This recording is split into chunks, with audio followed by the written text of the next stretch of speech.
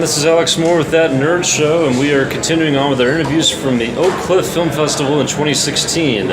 Moving right along to a film known as The Fourth, and here with me is director Andre Hyland and actress Yasmine Kittles. Howdy. Right? Hi. Okay. I understand that the two of you have done some work together in a previous filming. Is that true, or is this the first time together? First time in a film together. I used to have a live talk show at the Improv in Hollywood, and then she came on as a musical guest, and that was like 5 years ago, and that's when we met. And then she came on a couple more times, once as a co-host and a musical guest again. And then I found her amusing, so, you know. I don't know. I thought she'd be right for this role in the movie. Okay. So, yeah. Right for the role as the ass, as the bitch. Okay. That ruins the movie. Yeah. I'm curious about what makes you amusing from a music standpoint, though. Is this singing, or you play an instrument? Or? Well, I sing and play instruments, but live I sing. Okay. And, so Andre, I think that would be your question. It was so amusing. Oh, it was amusing? Well, I thought she'd be, as far as the movie goes, like, I didn't hold auditions or anything for any of the roles. I just cast people that I thought would be right for the characters, and she's got a certain harshness to her. I mean, she's really nice, but like, you know, an intimidating demeanor or harshness that you could, like you're asking all like a cop or whatever, please. Your voice cracked. That's my Peter Brady. So I thought she'd be right for the role. Well, anyway, I thought she'd be right for this role, Jenny. Just like this. Jenny. And that's what, and she did do a good job at it. Everybody believes that she's a jerk. Just for the record, one thing I know about actors is that when they are good at playing roles as bad people, they're good people in real life. So she breaks that myth. So. Wow. I think we're seeing true colors of who's the actual. Cool. Who's the actual Jenny in real life. Okay, so let's talk about the movie, The Fourth. That's a good idea. That's a good idea. This, of course, takes place 4th of July, and it's in LA. Yeah. And trying to set up a shindig, a barbecue, but things don't go as planned, just like life. So, tell me about the inspiration behind this story. Is this based on something that you experienced in real life? The inspiration behind the story, I guess, versus the making of the movie. The story, it's like kind of like a compilation of a lot of just cruddy days that I've had or experiences, and some are pretty close to how it happened. Some are tweaked out, to fit the story, and some are embellished a bit. But a lot of them are based off of my own little lame waffle days. Now, I see that there's a bit of a note here about being behind on rent. So is there a money-making scheme involved in this barbecue where you're trying to get caught up? No, he's just basically, his roommate's out of town. My character, Jamie, his roommate's out of town, and he owes rent. And it's kind of one of those things, like, he knows if his roommate was there, he couldn't really have a cookout, and if he did, his roommate would just be guilt-tripping him the whole time. Like, you can't have a cookout, you owe rent. And he just figures, I only have $68 in my bank account. Having a cookout or not having a cookout is not going to really change that. Spending however much of that cash on cookout's not going to make him have rent or not enough rent. He already is screwed. So Carpe diem. You might as well at least enjoy the 4th. So that's his simple plan. I just want to have this while his roommate Derek's out of town, and Yasmine plays Derek's girlfriend. Okay, so she's not out of town. Yeah, she's not. She doesn't actually live at the house, but she's one of the person. Like, she stays there a lot. So how'd you go about deciding on the 4th? Was there any thoughts about a different kind of holiday, or was it the 4th of July all the way? You wanted a summertime setting, or what? Well, it started with just trying to keep the story super simple, because I was just trying to be like, okay, I want to make a movie.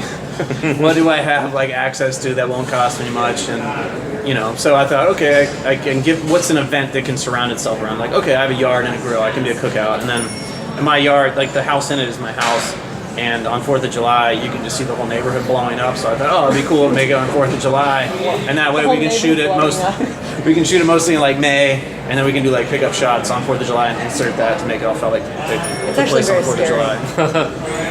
There are some, it's cool looking, but there's a lot of fireworks that explode very close, and people do put them in the street, as right before you're gonna drive. Yeah, Like- yeah. like just They're like- just it's just like like right there in the road. yeah, it's just And you're- 4th of July chaos or what have you. It feels like wartime. It's LA. It's just like war. That's what I tell everybody. No, I had a panic attack. quite a when we had to shoot that. commemoration, No, then. you knew that. Didn't you? I know. Yeah, you had a panic attack. Well, that's a different Because story. but Yeah. like because of the fireworks. Anyway. No, that's true. It scared me. She spent some time in Iran as a child and went through some terrifying things. During the Iran-Iraq War. I love how you just made that so. What? Well, it's I'm just saying, no, like I've been there. I've been in You've been a there. war. I've been in there. Yeah. In the war. Well, I was just In the war. to have In to the explain it wartime. now. I was just In- making fun of the fact that so many dillweeds actors are always like, it was just like war and nothing. But just anyway, next So subject. that proves the difference between cultures and experiences. That Right. one man's joke is another person's. Actual not reality. that- Yeah, well, that's why I said that, it's legitimate coming from you. Whereas me, if I was like, it's like war, I'd be like, shut up. So Yasmine, so the two of you hadn't done a movie together. So what was the approach? You heard from him on the phone, or did it take any convincing, or were you just on board right away? You just thought Oh it sounded yeah, like no, fun? because everything Andre's ever done has been. Is always. Like my dad quotes some of his short, like some of his characters. It's like a lot of my friends actually, like before you and I even met, we were already doing, like we would speak in this language that this one character would. It was huge with it, like within. That was the character that I used to do called Jesse. I guess I still do it, but I used to do a lot more. And I had the talk show. It's called the Jesse Miller Talk Show, and that's where we met. She was a guest on that, but that's the character we're talking. And there were little like online there were these like little pieces, like what would you call those? Like invites for the shows and stuff like no, that, or when you just do your shorts. like your little. Oh, just like shorts. hidden camera street pieces Yeah, and stuff like that. And they're so amazing and so quotable, and like, and I would send, we send them to each other. There's ones that I would put up on what is it, St. Patrick's the Day? internet. Oh yeah. On the internet. I'm being like nice. I know. Yours. It's my sunburned nose. It's making me lash out. No, you're right. Thank you. I'm sorry. I'm being yeah, green So beer. yeah, no, Green so it beer. was like That's the one you're talking green beer. about. Yeah, it's like So I was just kind of like, yeah, like any chance to work, and it was kind of like whatever you want, whatever. Send me. Yeah, sure, let's do it. All right. So how did this one compare to some of your previous work, All American Orgy, Gretchen, things like that? You mean Well, me? I wasn't in the orgy. How would it compare to All American? Pull out my bra right now. In this, in the other in All American Orgy, which did have a different title, the distributors changed it to that, which is unfortunate. It used to be All Connecticut Orgy, didn't it? And then they wanted to expand it. Yep, All Connecticut Orgy was the OG title. And like Is that short for film, orgy? Is that? I'm being stupid. Anyway, you're being continue. 100% Mesmerized by this Woodstock '99 Red Hot Chili Peppers replica miniature costume. No one knows what the hell I'm talking about. Anyway, go ahead. Continue. This was different because it was like each character would come in and out, and everyone was very, like it was. You follow Andre through the whole thing, but with like All American Orgy, for instance, it was like an ensemble cast, and we were all kind of. And it's also it's a dark comedy, and there were some like really intense. Like I'm the person that has sex in the film, and then like that it's kind of like sort of, and like it's just like it's kind of a dark, depressing-ish, talky film. So it's a completely different thing. It was realistic for what it was doing.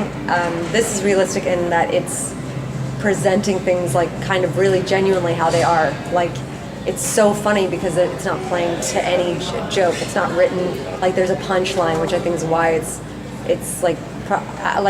Yeah, it's like situation even though I'm makes not, the joke. even though I'm in than it, I'm wisecrack. like still like, this is a great movie. Like I'm not in it. You know what I mean? Like 'cause it's kind of weird to say something you're in is to just be like, oh, it's so fucking funny. It's so fucking funny. But like it really But it really is. is. Okay. It really is. Like so.